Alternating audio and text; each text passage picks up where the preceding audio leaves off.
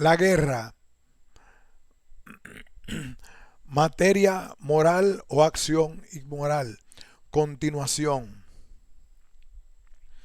Hay razones para la guerra cuando la protección de unos bienes de la paz, es decir, de una parte del contenido de ésta, exige y justifica el sacrificio de otra parte de ella. Ilícito, hace lícito y aceptable un daño para la paz. Para rechazar esta lógica es necesario optar sin restricciones por una idea negativa de la paz, por una paz que no es más que la simple y láctica negación de la guerra. Una paz así entendida recibiría su valor esencial de la ausencia del mal que es la guerra. Mientras no hubiera guerra, la paz sería auténtica y valiosa, por muchos que fueran los bienes que hubieran quedado desprovistas. En el fondo se estaría estableciendo como bien supremo y absoluto la mera existencia física, la vida humana en su dimensión puramente material y biológica. Si la paz, por carecer de contenido propio, por ser sólo el hueco que deja la inexistencia de la guerra, no puede dar razones para la guerra, entonces la existencia física del hombre no puede ser arriesgada a favor de ningún otro bien. El vivir biológico de los seres humanos no se ordena a bienes que trascienden ese vivir, ni cobra valor y sentido gracias a estos bienes. La opción por una paz negativa que cierre por completo la vía a una posible justificación de la guerra acaba conduciéndonos a una consideración naturalista, biologicista de la vida humana. Hace no mucho tiempo el entonces cardenal Ratzinger declaraba: donde no hay nada por lo que valga la pena morir, tampoco merece la pena vivir. Y a continuación advertía del peligro de que la preocupación patológica por la protección de nuestra integridad física provoque una progresiva insensibilidad respecto de la integridad moral. Estas palabras constituyen claramente un rechazo frontal de todo lo que suponga erigir la vida física, el hecho de estar vivo en valor supremo de la existencia humana.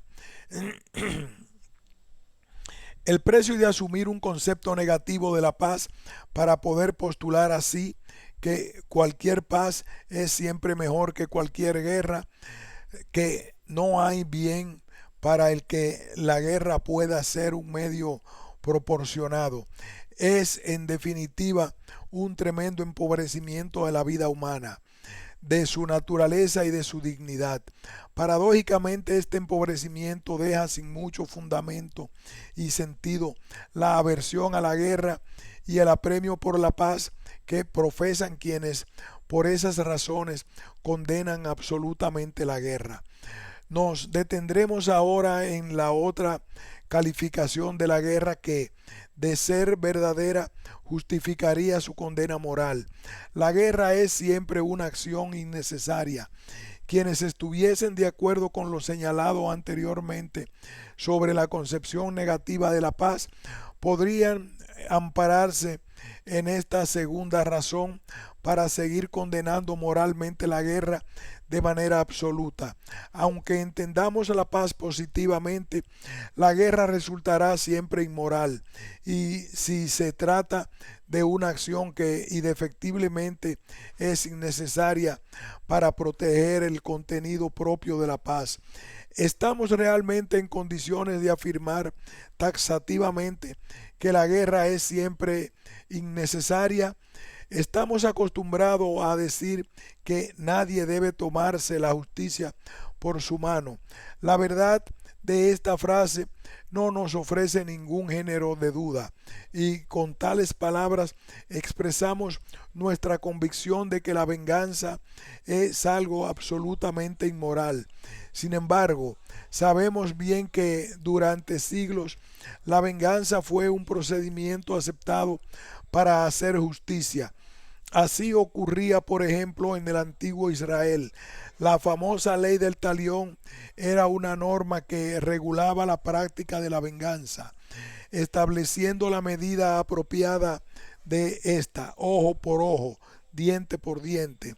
Rebasar esta medida era lo que hacía injusta la venganza. Esta no era injusta en sí misma absolutamente. Lo que hará la venganza una acción absolutamente inmoral será la creación de un procedimiento distinto para impartir justicia. Los jueces y tribunales constituidos a este efecto, hacer justicia a través de terceros que no son la vez parte involucrada en el conflicto, se presenta como una forma de practicar la justicia más perfecta que la venganza. La mayor perfección de esta nueva praxis no se debe solo ni principalmente a la capacidad para hacer el juicio más riguroso y ecuánime, sino a la función de pacificación social que es capaz de añadir al acto de satisfacer la justa vindicación de la víctima. La sentencia del tribunal zanja definitivamente el litigio, en lugar de abrir una serie inacabable de venganzas sobre venganzas. La venganza se hace absolutamente inmoral cuando pasa a ser completamente innecesaria debido a la posibilidad real de recurrir a una práctica distinta, mediante la cual se realiza de manera más perfecta el mismo objetivo que hasta el momento se buscaba con la venganza. Desaparecer la necesidad de la venganza por disponerse de otra praxis posible y mejor para hacer justicia. La venganza transforma en una especie moral negativa, en una acción que ya comporta de suyo una calificación moral, en lugar de ser, como hasta entonces, una acción caracterizada solo materialmente, cuya especificación moral depende de la ley que regula su práctica. El término venganza deja de significar la actividad que es objeto de regulación moral por parte de unas determinadas leyes, las leyes de la venganza, y pasa a significar la violación misma de la actividad que es ahora materia de regulación moral por parte de las leyes, la actividad judicial de terceros. Se repite con la guerra lo ocurrido con la venganza. Si la guerra, después de siglos de aceptada y regulada licitud moral, es hoy absolutamente inmoral por haberse vuelto una acción completamente innecesaria, debe existir una actividad diferente que la sustituya y supere como forma práctica de alcanzar el mismo objetivo que durante siglos se asignó a la actividad bélica. Tenemos a disposición una práctica más capaz que la guerra para castigar las injurias, como se decía antaño, que se cometen entre potestades soberanas. Tradicionalmente la guerra fue entendida como una acción judicial, como la manera de hacer justicia entre quienes no estaban sometidos a ningún poder superior y común. La guerra no era simple fuerza bruta, ni mera cólera desatada. Era una institución de derecho de gentes, una práctica públicamente configurada y reconocida, a la que podía recurrir un soberano que no encontrara otra forma de hacer valer sus derechos. Contamos hoy en día con una forma práctica de hacer justicia entre los estados soberanos que sea más perfecta que la guerra. Si existiese esta forma, o si existiese esta otra forma práctica capaz de sustituir a la guerra, como los tribunales sustituyeron a la venganza, una institución sustituyó a otra, hablar de las leyes de la guerra, del derecho de la guerra, se convertiría en un sinsentido, como sinsentido es hablar en la actualidad de las leyes de la venganza. La guerra ya no sería objeto de inquisición y regulación moral, ya no sería una materia práctica cuyas condiciones de moralidad fueran investigadas y seguidamente formuladas en leyes, con las que poder medir públicamente el cumplimiento o incumplimiento de tales condiciones. La guerra, como antes la venganza, se transformaría en una acción en sí misma inmoral, en un acto frontalmente opuesto a la actividad en la que consistiría ahora la práctica de la justicia internacional y que, por tanto, constituiría la nueva materia que sería objeto de análisis y regulación moral. Denominar guerra a una acción, reconocer que a tal acción se le puede aplicar el término guerra, ya no sería una simple descripción, sino que constituiría en sí mismo una valoración o especificación moral, tal como ocurre, por ejemplo, cuando un determinado acto lo denominamos homicidio. Queda pendiente la cuestión de si disponemos de una actividad, de una praxis que pueda sustituir a la guerra, haciendo así de esta una acción totalmente innecesaria. Muchos responderían afirmativamente a esta cuestión para justificar así la condena moral de la guerra como acción siempre innecesaria. La base de esta postura es la idea de que en la actualidad disponemos ya de un sistema mundial de justicia y seguridad que es suficiente para resolver pacíficamente todos los conflictos que puedan surgir entre los diversos estados. Este sistema es el compuesto por los diferentes organismos internacionales existentes, especialmente la ONU como organismo político y los tribunales internacionales como instancias judiciales.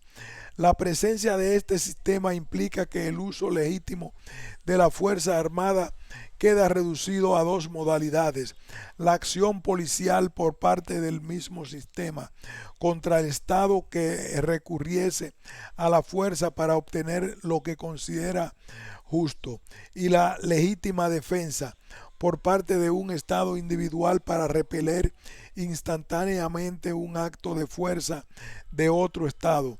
Estas dos modalidades representan las dos actividades armadas que son objeto de regulación moral, mientras que cualquier otro uso de la fuerza por parte de un Estado pasa a constituir un delito, el delito de guerra. La guerra es ahora la tipificación de un delito internacional. Pero todo esto, además de distar mucho de ser real, plantea problemas nada desdeñables. Para que tal sistema fuera auténtico y ofreciera las necesarias garantías, haría falta crear una instancia de juicio y actuación verdaderamente distinta y superior a los estados singulares, es decir, un sujeto político con un estatus verdaderamente jurisdiccional sobre los sujetos políticos particulares, los estados, que estuviera así en condiciones de juzgar y actuar en función de criterios más elevados y abarcantes que los intereses particulares de los propios estados. Esto significaría crear una especie de gran leviatán a escala planetaria, cuya disposición y competencia para estimar rectamente el bien general de la humanidad justificara el sometimiento a sus dictámenes por parte de los estados singulares y cuya fuerza incontestable garantizaría a cada uno de estos el cumplimiento de dichos dictámenes por parte de los demás. Es obvio que este sujeto no existe y no es nada claro que sea deseable su existencia en el futuro.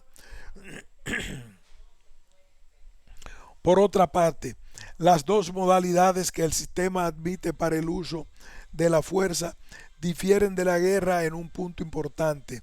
Si entendemos la guerra como tradicionalmente se ha hecho, como una disputa armada entre dos sujetos iguales y soberanos, resulta que en comparación con la guerra, el uso de la fuerza como acción policial permite un criterio más amplio de intervención y un grado mayor de contundencia, y el uso de la fuerza como legítima defensa admite solo, por el contrario, un criterio de aplicación más restrictivo y un grado de intensidad más limitado. El Estado que ejerce la legítima defensa solo le corresponde emplear la fuerza estrictamente necesaria para repeler en el instante de producirse la acción armada del que recurre a la guerra, pero no más, porque su función no es vencer completamente la capacidad y voluntad bélicas electivas del enemigo. Esta función corresponde a la acción policial del sistema, y esta acción pide de suyo poder emplear una fuerza mayor que la usada por el delincuente, pues éste no tiene derecho a contar con alguna posibilidad de prevalecer o de negociar. Tenemos pues por una parte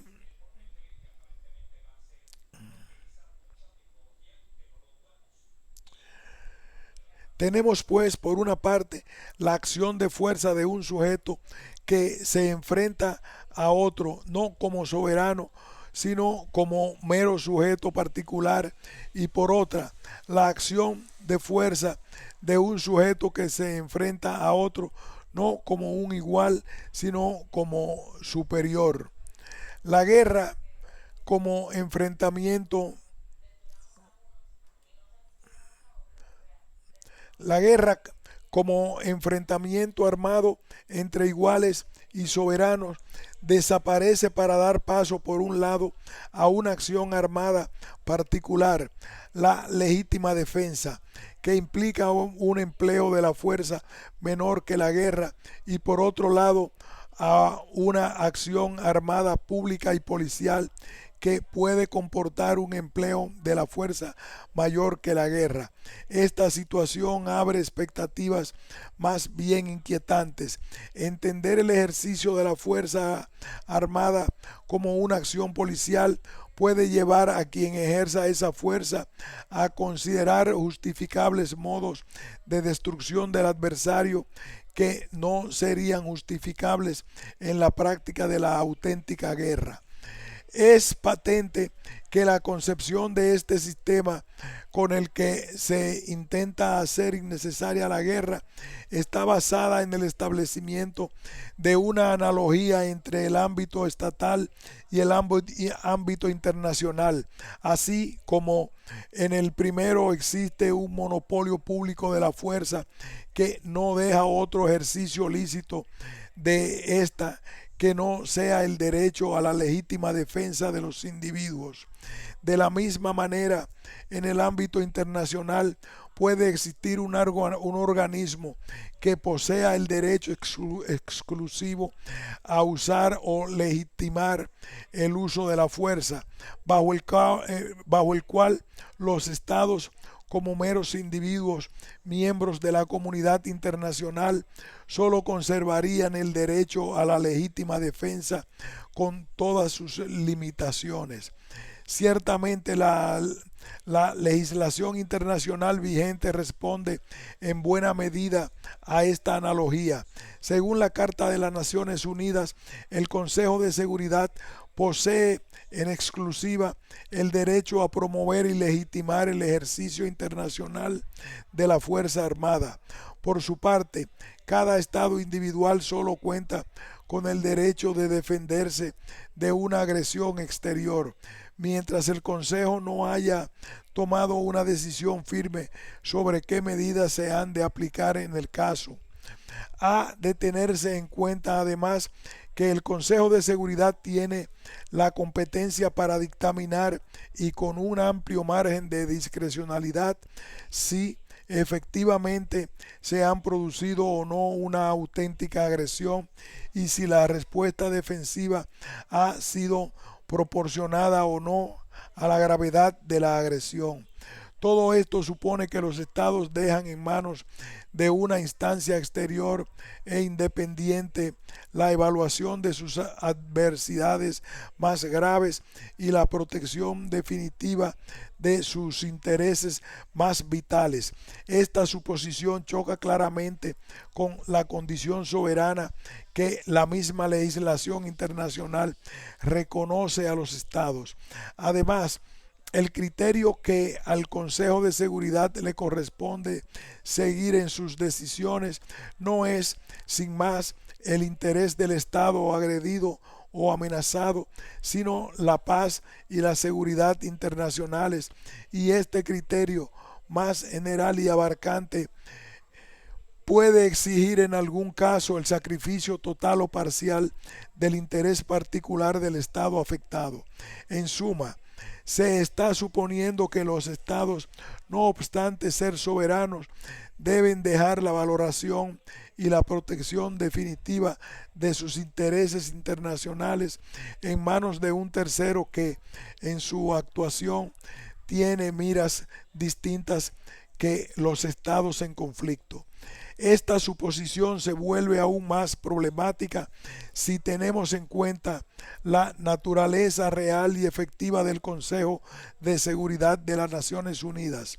Este organismo se encuentra totalmente dominado por las 5 grandes potencias que son miembros permanentes del Consejo y que tienen derecho de veto sobre las propuestas de decisión que se presente en el seno de éste. Como es presumible y como los hechos han demostrado, estas grandes potencias pueden guiar su actuación a este organismo en función de sus propios intereses, con lo que resulta que, de hecho, el criterio al que queda sometida la protección de los intereses de los estados particulares no es siquiera un interés más general y común, sino el interés particular de una reducida élite de estados que disfrutan de una condición privilegiada.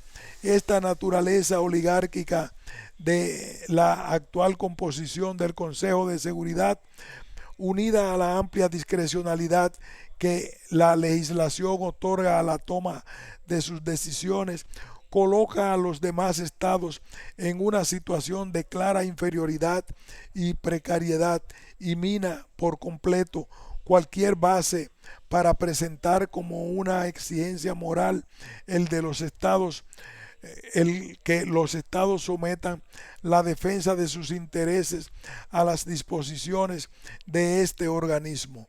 La idea de que la guerra puede ser considerada innecesaria porque el ámbito internacional puede organizarse o está supuestamente organizado de cara a la resolución de conflictos de manera análoga a como lo está el ámbito estatal, es una idea que, como acabamos de ver, tiene implicaciones preocupantes y en la actualidad al menos carece de auténtica realidad.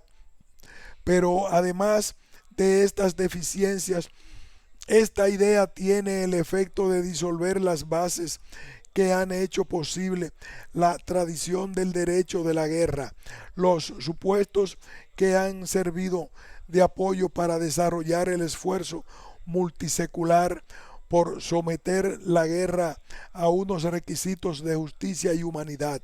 Confiamos a las posibilidades de esta idea, confiamos a las posibilidades de esta idea en, entraña, pues confiamos a la posibilidad que esta idea entraña, pues el peligro de quedarnos sin nada, sin un sistema mundial que verdaderamente justifique la inmoralidad de recurrir a la guerra y al mismo tiempo sin los presupuestos necesarios para poder moralizar el recurso y la práctica de la guerra. La racionalización moral y jurídica de la guerra ha tenido siempre como fundamento de su posibilidad y efectividad la conciencia de los mismos beligerantes de pertenecer a una civilización común y el mutuo reconocimiento entre ellos como iguales en el oficio de las armas. Estos supuestos quedan anulados cuando al tratar lo internacional a semejanza de lo estatal, la guerra es criminalizada y en consecuencia todo conflicto armado que pueda producirse adquiere el sentido de un enfrentamiento entre la fuerza policial de la comunidad internacional y un poder criminal que obviamente no puede ser tratado como un igual por los miembros de esa comunidad. El enfrentamiento es claramente discriminatorio. Un bando se entiende a sí mismo como moral y jurídicamente superior al otro y por tanto como dotado de un derecho absoluto a la victoria. No cabe reconocimiento alguno entre los beligerantes. Entre ellos se da por el contrario una completa enajenación. En estas condiciones desaparece la posibilidad de un derecho de la guerra, de una regulación común del uso de la fuerza. Por paradójico que parezca, lo que ha hecho posible el desarrollo del derecho de la guerra allá donde lo ha habido ha sido la misma realidad que abre también la posibilidad de la guerra misma. La coexistencia entre sociedades y pueblos distintos. La guerra solo surge entre pueblos que son, cada uno de ellos, condición para la existencia deseada por cada uno de los otros. No hay guerras entre grupos humanos que en nada se condicionan de cara a la forma de existencia que cada uno lleva o desea llevar, es decir, entre grupos humanos cuya existencia no es en algún modo y grado coexistencia. Pero esta misma coexistencia, si en algún modo y grado se mantiene a pesar aún del mismo antagonismo bélico, y por decirlo así, bajo este antagonismo es precisamente lo que permite la concepción y vigencia de un derecho de guerra, de unos requisitos, reglas y restricciones que rijan el modo de conducirse de los beligerantes en la resolución de dicho antagonismo. Las leyes de la guerra tienen sentido y fuerza para instar a su cumplimiento en la medida en que la destrucción del enemigo del antagónico signifique y así pueda ser percibida la destrucción también de uno mismo, lo que da razón para someter la guerra a fuertes restricciones es, en última instancia, la posibilidad de que la destrucción del otro se convierta de hecho en autodestrucción. Quien encontrara dura y egoísta esta afirmación debería tener en cuenta que hablar de leyes de la guerra es hablar de aquellas leyes que pueden tener sentido y fuerza instante para los que están inmersos en el fragor de la lucha por destruir al antagónico y no para aquellos que piensan sobre la guerra en la serenidad de los tiempos de paz. La destrucción del otro puede convertirse en autodestrucción en la medida en que el otro no sea completa y absolutamente otro, es decir, en la medida en que no sea radicalmente ajeno para uno mismo. Y esto se produce cuando, a pesar del antagonismo surgido de la hostilidad bélica, subsiste algún modo de comunidad reconocible entre uno y otro, cuando el enemigo, a pesar de serlo, puede seguir siendo visto como parte de una forma de coexistencia que alberga a ambos beligerantes y que constituye el fondo común sobre el que se sustenta la existencia tanto de uno como de otro. Cuando esto ocurre, la destrucción del adversario siempre encuentra un límite más allá del cual ésta se empieza a convertir en destrucción propia. Por el contrario, si el enemigo es completamente ajeno, su destrucción en cualquier grado nunca comporta la destrucción de algo propio. Por esta razón, todo lo que lleva a repudiar absolutamente al enemigo, a satanizarlo y a anatematizarlo, conduce también a imposibilitar la regulación jurídica de la guerra. Una concepción de la guerra que induce a mirar al adversario como un puro criminal con el que no tenemos nada en común, es una concepción de la guerra que, al impedir el mutuo reconocimiento de los beligerantes, deja a la práctica de la guerra expuesta al peligro de derivar en una forma completamente ilimitada e inhumana de destrucción. Todo esto, dicho así, puede parecer bastante abstracto, pero responde a lo que de hecho se ha dado a lo largo de los siglos en relación con el surgimiento o decaimiento del derecho de la guerra. Hasta la criminalización de la guerra en el siglo XX, el derecho de la guerra fue siempre un derecho situado espacialmente, es decir, un derecho que solo tenía vigencia dentro de un espacio delimitado, el espacio comprendido por una gran ecumene, por una amplia comunidad o familia de pueblos.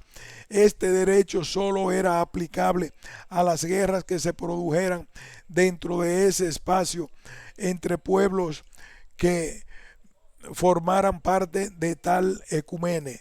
Las guerras que estos mismos llevaran a cabo contra pueblos extranjeros ajenos a ese ámbito ecuménico no estaban sometidas a los requisitos del derecho de la guerra. La Hélade, la cristiandad o la Europa de los estados modernos son ejemplos de grandes espacios que dispusieron de un derecho de la guerra. Las guerras entre griegos, entre cristianos o entre soberanos europeos dentro de Europa estaban sometidas a leyes y costumbres sancionadas públicamente. En cambio, las guerras contra los persas, contra los musulmanes o las guerras coloniales no estaban sujetas a estas limitaciones. Dentro de cada ecumene era posible el reconocimiento mutuo entre los beligerantes y se hacía perceptible la existencia de un sustrato, de un patrimonio común que era preciso proteger de la acción destructiva de la guerra que la guerra comportaba. Dañar profundamente ese sustrato podía ser una acción suicida. El valor vital de preservar lo común es lo que otorgaba importancia a las dos cuestiones fundamentales acerca del ejercicio de la guerra. ¿Por qué causa podía hacerse la guerra y de qué modo debía hacerse esta? La respuesta a cada una de estas dos cuestiones fue sustituyendo lo que la tradición del jus belli europeo denominó jus ad bellum y jus in bello, las dos razones o medidas con las que había que juzgar la justicia de una guerra. La importancia de que la guerra se atuviera a los requisitos del jus ad bellum, y el jus ad bello se basaba en la importancia de no olvidar que bajo las reivindicaciones particulares y antagónicas de los potenciales beligerantes existían intereses ecuménicos que era necesario proteger. De la existencia de un marco común dentro del cual situar la guerra dependía no sólo la importancia de que ésta fuera justa, sino más estrictamente hablando, la posibilidad misma de que fuera justa o injusta, la posibilidad misma de calificar la guerra en términos de estricta justicia. Sin referencia a un bien común, no es posible juzgar algo como justo o injusto estrictamente.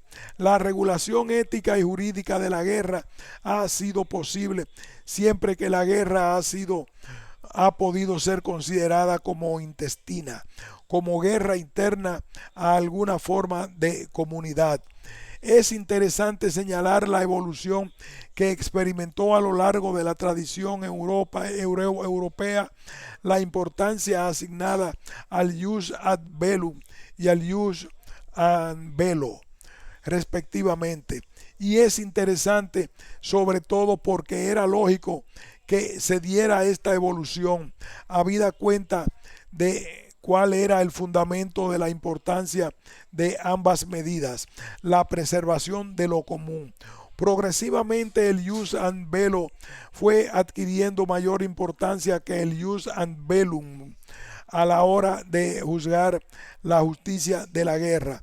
Lo que hacía justa una guerra era fundamentalmente el modo como se llevaba a cabo su forma de ejecución.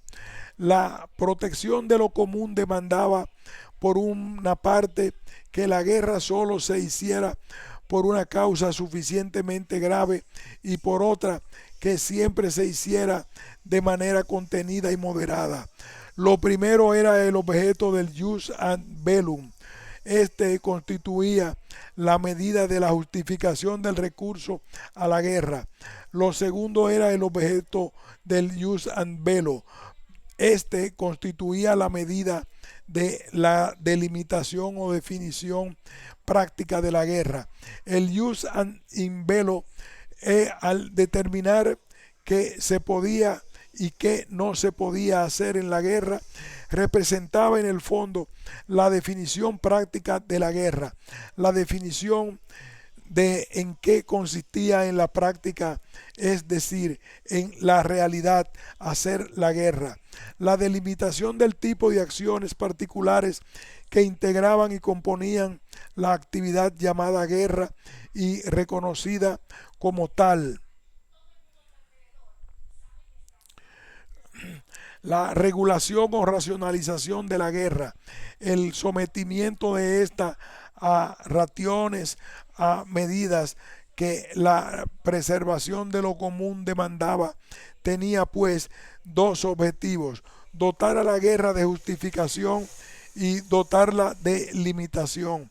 Poco a poco fue viéndose que esto segundo era a la vez más básico, apremiante y asequible que lo primero, y que el énfasis que se pusiera en la justificación podía ser contraproducente para el énfasis que se debía ponerse en la limitación de la guerra. De cara a la protección de lo común, que la guerra fuera limitada era más importante en la práctica que el hecho de que estuviera justificada. Por una parte, el jus in bello representaba o presenta una precedencia conceptual, una anterioridad lógica respecto del jus ad bellum. Es necesario definir primero en qué consiste prácticamente la guerra, qué contenido tiene esa acción que llamamos guerra, para poder después determinar en qué condiciones se tiene derecho a llevarla a cabo. Hablar de derecho a la guerra de jus ad bellum supone necesariamente estar pensando la guerra no como un hecho abierto y sin contorno, sino como una actividad caracterizada y definida. La determinación del jus ad bellum necesita contar con la determinación del bellum, del contenido de ese jus, con la delimitación de aquello a lo que se puede tener derecho. Sin determinar qué es guerra, no es posible determinar quién y por qué tiene derecho a hacerla. La racionalización de la guerra implica, pues, la precedencia del jus in bello respecto del jus ad bellum. Y esta precedencia significa, lógicamente, que la primera y fundamental prescripción sobre la práctica de la guerra es que lo practicado sea de verdad guerra. Contra esto, la única alternativa que cabe es renunciar a toda racionalización de la guerra, aceptando que ésta no consista en otra cosa que una confrontación armada que se despliega arrolladoramente sin pautas ni medida. Una guerra concebida así tampoco admite un jus ad bellum. Es incompatible con la existencia y determinación de un derecho a realizarla. La guerra como hecho bruto no puede ser el contenido de un derecho. Por otra parte, la primacía del jus ad bellum aparece impulsada por razones prácticas. La justicia, según el jus ad bellum, especialmente por lo que respecta al requisito de la causa justa, resulta difícil de objetivar. En toda guerra, cada bando proclamará estar en posesión de esta justicia, sin que esta disputa admita, al menos por parte de sus mismos protagonistas, una solución objetiva, pues si la admitiera no tendría lugar a la guerra. La guerra misma es la consecuencia de la falta de acuerdo sobre la justicia de la guerra. Por tanto, valorar la guerra en función del jus ad bellum principalmente significa hacer descansar esa valoración sobre aquello mismo que es el objeto de la disputa, lo cual conduce lógicamente a encender aún más esta disputa y a recrudecer por tanto el enfrentamiento bélico, para que la guerra entre quienes se disputan el derecho a ella puedan ser moderada. Es necesario que para los mismos contendientes el valor de esta moderación esté por encima del valor de poseer ese derecho.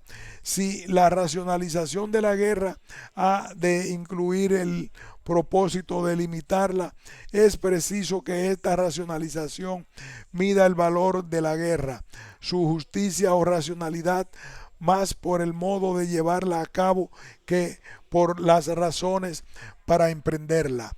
El establecimiento de un jus in bello no puede tener otra intención que el proporcionar a la guerra una racionalidad que ésta pueda poseer a pesar del desacuerdo de los contendientes sobre el derecho a realizarla y a pesar de la certeza que cada uno de ellos pueda tener subjetivamente de estar en posesión de ese derecho.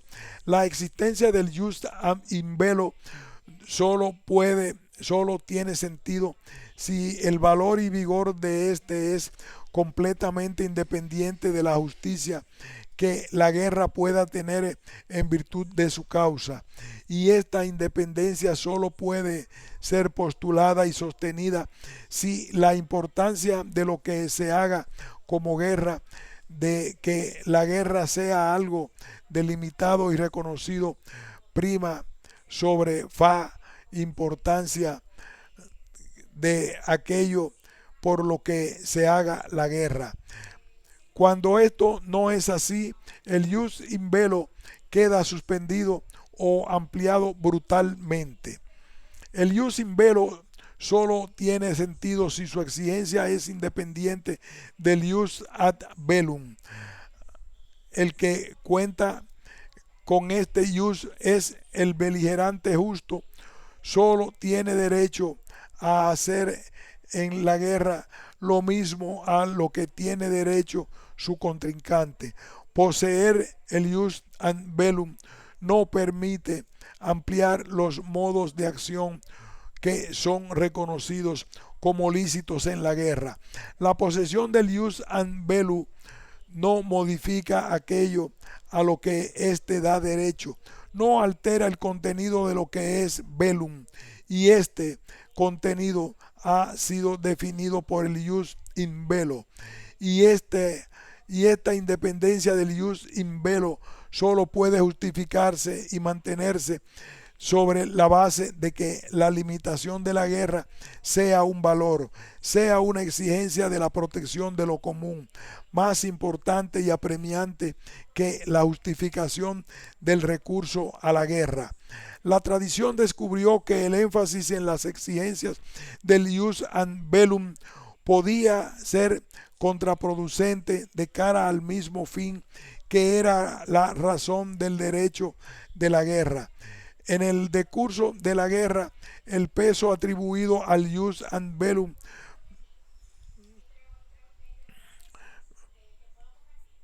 la certeza subjetiva de contar con este era inversamente proporcional a la fuerza reconocida al ius in bello, pero más decisivo fuera el estar asistido por el derecho a hacer la guerra, más fácil era que el tener que atenerse a las limitaciones del ius in bello quedara debilitado y cuestionado.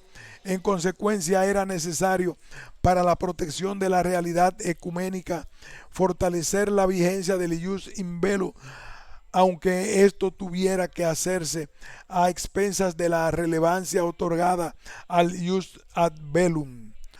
Fortalecer el ius in bello implicaba necesariamente potenciar todo lo que facilitara el reconocimiento entre los beligerantes, lo que invitaba a ver al adversario como un igual, debía ser realizado, mientras que aquello que inducía a reprobar al enemigo y a enajenarse de él debía ser amortiguado.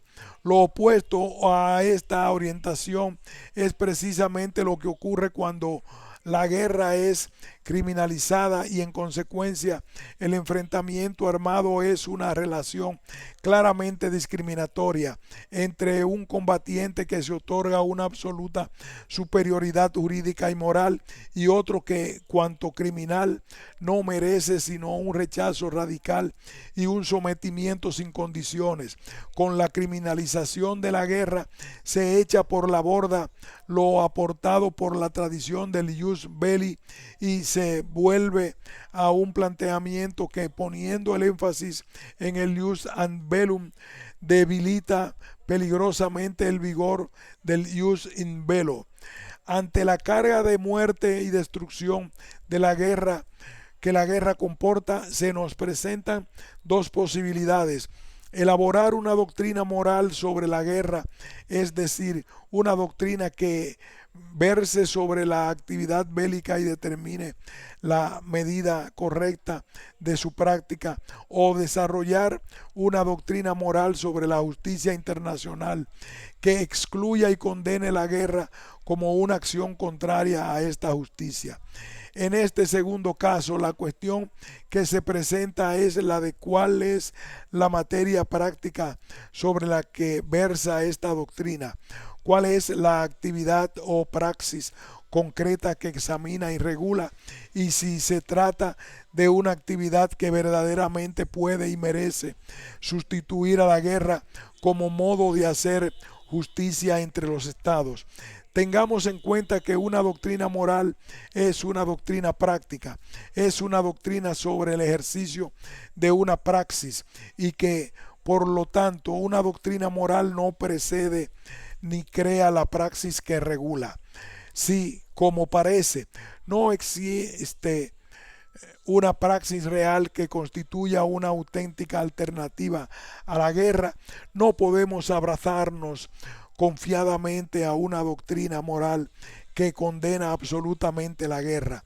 Por grande que sea nuestra aversión a esta, necesitamos seguir contando con una auténtica doctrina moral y jurídica sobre la guerra para al menos no perder lo que el esfuerzo secular por desarrollar esta doctrina ha aportado a la humanización de la lucha armada, y una auténtica doctrina moral y jurídica sobre la guerra ha de regular el ejercicio de esta, teniendo en cuenta los dos problemas fundamentales que la acción bélica plantea y teniendo en cuenta la conexión existente entre el tratamiento que se dé a uno y el que se dé a otro. Como permanente y amenazante posibilidad, la guerra nos plantea dos problemas inseparables: el problema de la justificación y el problema de su limitación. Dar respuesta a estos dos problemas es el doble objetivo del jus belli. La cuestión es que no cualquier respuesta a uno de esos problemas facilita dar una conveniente respuesta al otro.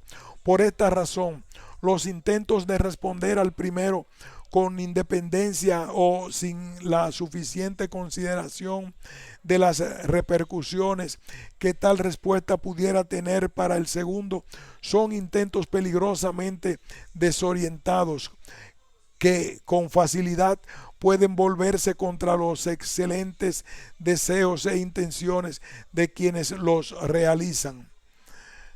Fin de este ensayo de Alfredo Cruz Prados, Universidad de Navarra.